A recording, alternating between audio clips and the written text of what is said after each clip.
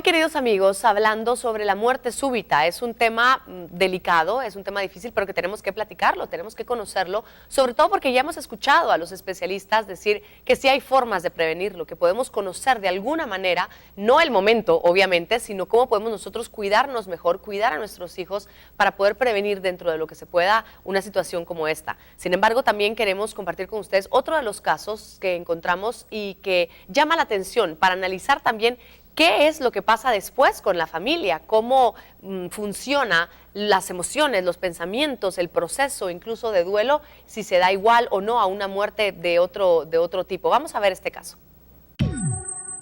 Mi hermano de solo 16 años se murió de un infarto al corazón. Él solo tenía 10 días de haber llegado a los Estados Unidos. Fue muy duro porque mi mamá tenía mucho tiempo de no verlo y cuando llegó, solo pudo estar con él esos 10 días. Después se le murió entre sus brazos. La vida es una caja de sorpresas. Cuando tú piensas que tienes la felicidad a la par, también tienes la caja de la tristeza.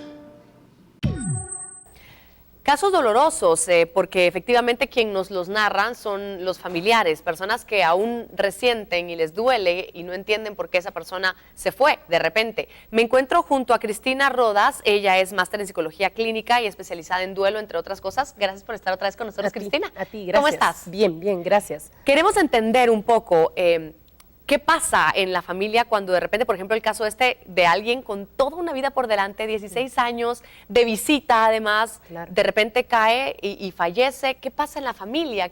Cuéntanos un poquito como desde la parte psicológica, ¿qué sucede? Bueno, pasan muchas cosas, ¿sí? Porque para empezar, primero tenemos que enfrentarnos a esto que es una muerte traumática, ¿sí? Es una muerte, a pesar de que la muerte viene con la vida, es inevitable, es parte de, es algo que no nos esperábamos, menos de alguien tan joven. Claro. Entonces, una de las primeras cosas aquí es conectarme con esto y la sensación va a ser incredulidad. Yo no creo que esto haya pasado, no creo que esto le haya pasado a mi hijo, a mi familia, esto no nos pudo haber pasado a nosotros.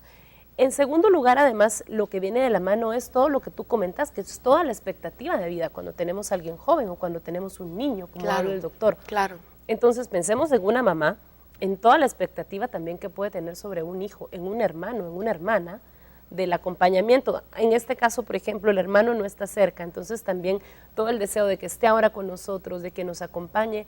Entonces aquí perdemos varias cosas, Tuti. No solo perdemos a la persona en físico, a su presencia, sino perdemos también todos los sueños que yo tenía con esa persona, todo el proyecto de familia que lo incluía también a él. Claro. Toda la relación que teníamos también, el vínculo, porque aunque podamos recordarlo, su presencia física no está. Entonces, pasan muchas cosas. Algo interesante en este tipo de duelo, que difiere, digamos, a cualquier otro tipo de duelo, es de que vamos a notar que la gente va a tener más malestar psicológico, mucho más malestar psicológico, y en eso te puedo decir que puede haber mayor tristeza, mayor enojo, mayor dolor, sensación de dolor, pero también dolor corporal, dolor físico podría haber. Puedo empezar a sentir como achaques físicos.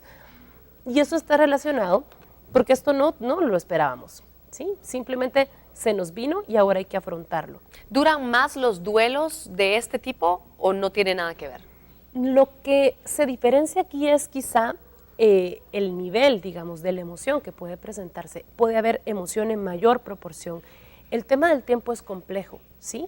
Antes, por ejemplo, los grandes autores en este tema te decían que en 6 meses uno debía tener el tema resuelto, sí, y seguir con la vida.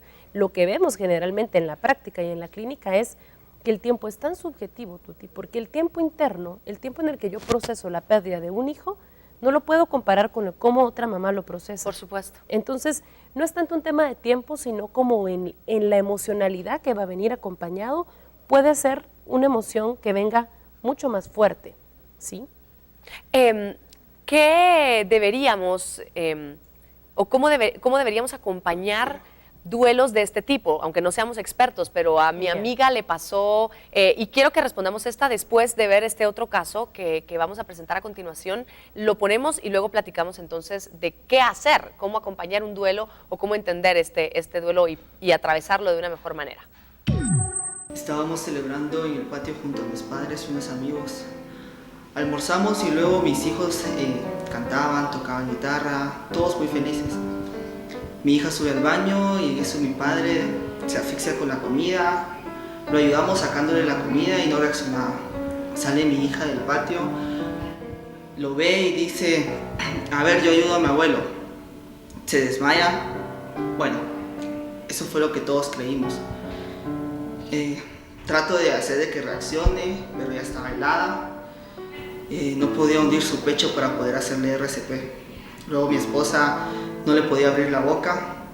A ambos los llevamos al servicio de urgencias y ambos murieron. Lo más extraño es que yo toqué a mi papá y estaba tibio y mi hija de 21 años estaba helada. Aún no entiendo lo que pasó. En un minuto se muere mi hija y mi padre. En un minuto me cambió la vida. En un minuto me mutilaron. Hoy se cumplen 3 meses de que abuelo y nieta partieron en el viaje eterno. Caso muy duro porque son 2 personas al mismo tiempo. Te preguntaba, ¿cómo poder acompañar a una persona que como ella nos comenta, lo doloroso que es para ella aceptarlo, procesarlo? Lo decía así literalmente, he tenido que aprender a vivir de nuevo. Claro. Esto es algo sumamente trágico. O sea, si ya una muerte conlleva todo este dolor, imagínate vivirlo con dos seres queridos.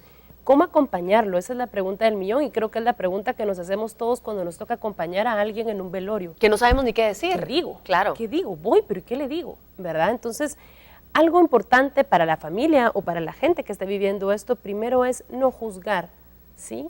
Cada miembro de la familia va a tener una forma distinta de vivir y de sentir esto. Entonces, que el que mi esposo no esté llorando como yo no quiere decir que a él no le dolió, ¿sí? Que el que mi hijo de repente se encerró en su mundo y siguió y no habla de esto, no quiere decir que a él no le afectó como a mí. Claro. Muchas veces creemos que solo yo estoy sintiendo esto, solo a mí me pasó esto. Y tenemos que entender que como familia esto nos pasó a todos, pero que cada uno tiene una forma característica de vivirlo y de sentirlo. Y no puedo pretender que todos lo vivan y lo sientan como yo. Para la gente que nos toca acompañar amistades, ¿qué hacer? Escuchar, Tuti, algo que a veces nos cuesta mucho. Porque queremos dar un consejo perfecto, ¿cierto? Claro, que lo alivie claro, y que lo haga claro. sonreír. Y a veces quiero como adelantarme a cosas como, por ejemplo, mire, por algo pasan las cosas.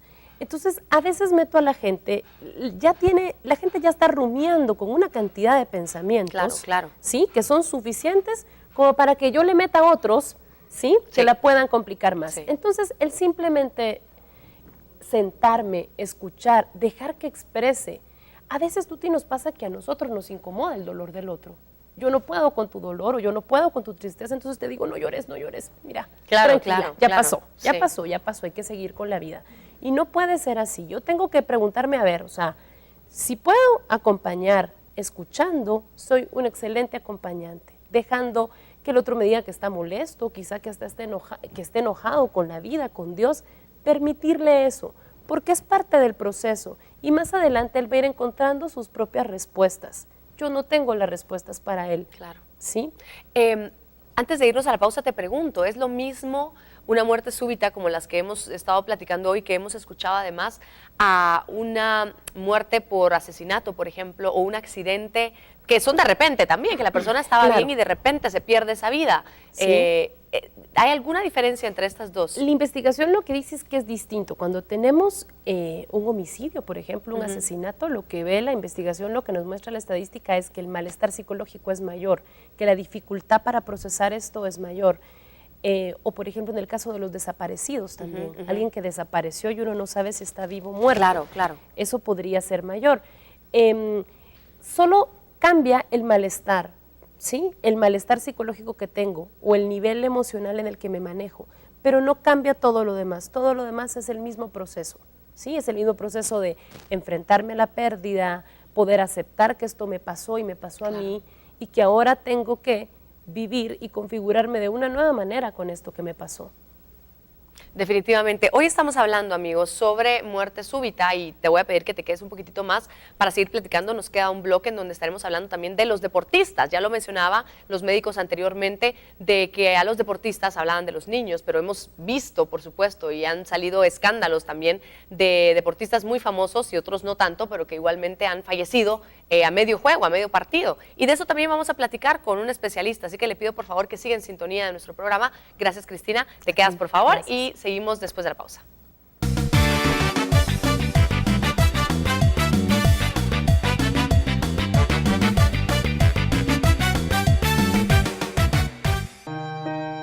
al volver. Menores de 35 años generalmente es una cardiomiopatía hipertrófica. Sí, en esta historia es que yo pueda darle un lugar al fallecido.